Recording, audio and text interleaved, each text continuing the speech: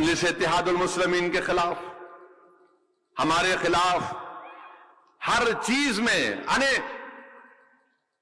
सुबह में मुर्गी अंडा नहीं दी, नसरुद्दीन ओवैसी की वजह से नहीं दी, यानी हर चीज में नहीं, इनू करे इनू करे इनू करे इनू करे।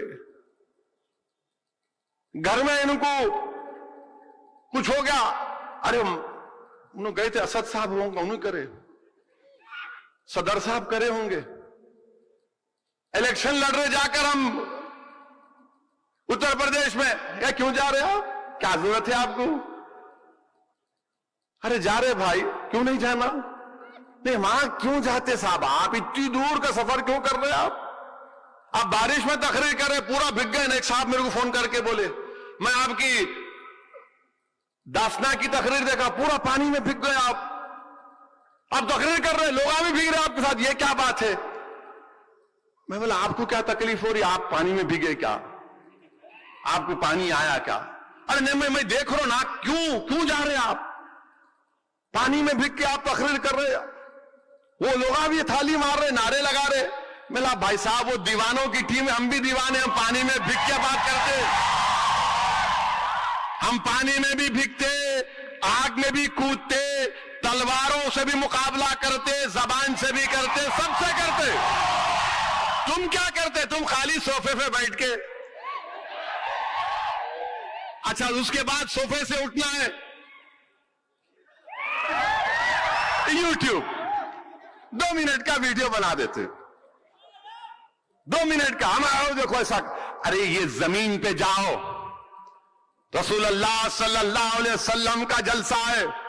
क्या आक़ाए दो आलम सल्लल्लाहु अलैहि वसल्लम ने यह पैगाम नहीं दिया अपनी उम्मत को कि दुआ भी करो और मैदान में आओ अपनी दुआओं को आजमाने के लिए? क्या रसूलुल्लाह सल्लल्लाहु अलैहि वसल्लम के दंदाने मुबारक शहीद नहीं हुए? क्या अल्लाह के रसूल सल्लल्लाहु अलैहि वसल्लम को ताइफ के सफर में अपने खून में नहाना पड़ा? क्या अल्लाह के रसूल सल्लल्लाहु अलैहि वसल्लम, हमने अभी सुना कि साहब बिन अबी तालिब में बायकाट हुआ, ऊंट की उजड़ी डाली गई जिस मुबारक पर, सिद्दीक अकबर को इतना मारा गया कि चेहरे पर नाक नहीं दिख रही थी सिद्दीक अकबर की। नवासे रसूल को करबला में शहादत देना पड़ा, एक नहीं अहले बैत के पूरे खानदान के लोग अपनी गर्दनों को कटा दिए। अरे तुम बोल रहे क्या कर रहे, क्यों जा रहे भाई, क्यों खतरा मोल ले रहे आप? क्या करेंगे, जिद है खतरों से मुकाबला करने की, खतरा मोल ले रहे। तुम मेरी जिंदगी की गारंटी लेते क्या? मैं कल तक सुबह तक जिंदा रहूंगा, कोई किसी गारंटी नहीं ले सकता।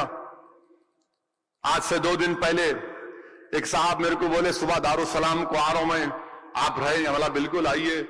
मालूम हुआ फजर की नमाज पढ़े, लेटे, इंतकाल हो गया। जिंदगी का कोई भरोसा नहीं है। तो इसलिए, और हमारे जो गैर मुस्लिम दोस्त है बोलते क्या यार क्यों इतनी मेहनत कर रहा है? मैं इनको बोलता हूं भाई साहब हमारे पास ओनली 1 लाइफ है, ओनली 1 लाइफ, रीइंकारनेशन तो है ही नहीं अपने पास। एक जिंदगी गुजारने दो ना मेरे को, जैसा चाहता गुजारने दो मेरे को, तुमको क्या तकलीफ हो रही? मगर इनको तकलीफ हर चीज में। बिहार में इलेक्शन लड़े, बहुत पुकारे, अल्लाह ने कामयाबी दी। सीमांचल की सरजमीन पे लाखों सलाम, अल्लाह ने उनके दिलों में मंजलिस की मोहब्बत डाल दी। आप उत्तर प्रदेश में लड़ रहे हैं, योगी को हराएंगे, हमारा मकसद है। मोदी को हराएंगे, हमारा मकसद है।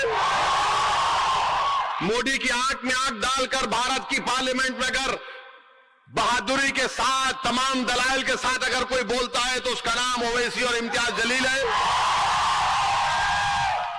अब ये लोगों को समझ में नहीं आता, इन्हों खाली यूट्यूब 2 मिनट का खाली, 2 मिनट का खाली, ये नहीं तो फोन करते, फोन, ये पूरा ऐसे बाकड़े पहलवान, या फोन या यूट्यूब। अरे आओ मैदान में आओ।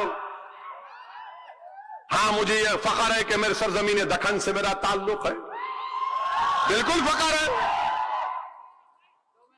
हम यहां से निकलकर उत्तर प्रदेश जा रहे, बिहार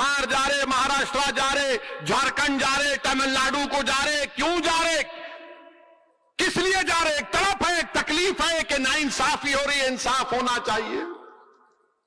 और इल्जामात हम पे लगाते, मेरे कोई फिक्र नहीं, इल्जाम लगाओ, जितना इल्जाम लगाते लगाओ, मुझे कुछ होने वाला नहीं है। तुम जितना मुझ पे इल्जाम लगाओगे उतनी शिद्दत से मैं काम करूंगा इंशाअल्लाह ताला। जितना तुम मेरे खिलाफ बोलोगे मैं और ताकत से काम करूंगा। तुम जितना पुकारते पुकारो, मेरे हौसले में, मेरे अज़म में कमी आने वाली नहीं है।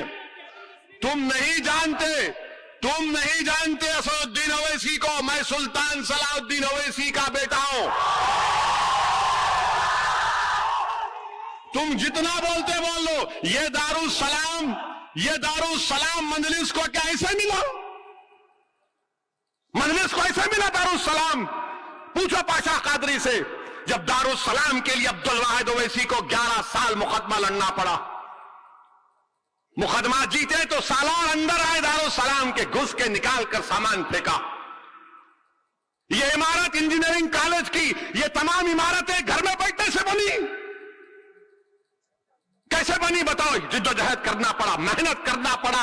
ये इमारतें याद रखो मुसलमानों, ये तुम्हारे बुजुर्गों के आंसुओं की निशानी है, उनके ख्वाबों की ताबीर है, तुम्हारे इत्तेहाद की निशानी है। अल्लाह अगर इस इमारतों के एक ईद को जबान देगा तो पुकार पुकार कर भारत के मुसलमानों से कहेंगे कि देखो, हमने इस जमात के लिए अपना खून पसीना बहाया, हमने सियासी ताकत को बनाया इत्तेहाद के ऊपर, अब तुमको करना, अब हमको, अब हम आखिर में लगाएंगे नारा,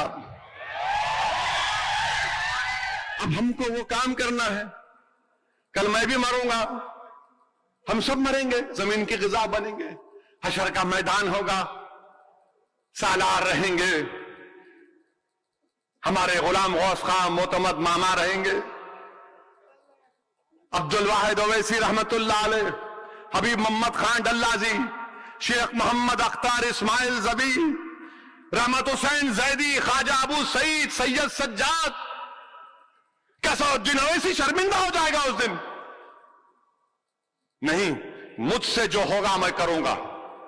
जीत हार अल्लाह के हाथ में है। कम से कम मरने से पहले तिश्नगी तो नहीं रही, अरे मैं कुछ करना था, जाना था। कोशिश करना हमारा काम है। दिलों का हाल अल्लाह जानने वाला है। और ये हमारे पे जो तनकीद करते हैं, किसी शायर ने अच्छा कहा, लिख कर लाया जरा, यही तो इम्तिहान है तनवीर, यही तो इम्तिहान है तनवीर, किसने किसको खुश करना है।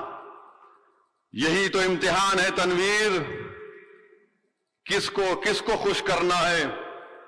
लेकिन हशर को होगा मालूम कि जीता कौन और हारा कौन। हशर को होगा मालूम कि जीता कौन और हारा कौन। और हम सूए हशर चलेंगे शाह अबरार के साथ, हम सूए हशर चलेंगे शाह अबरार के साथ, और काफिला होगा रवा काफिले सालार के साथ।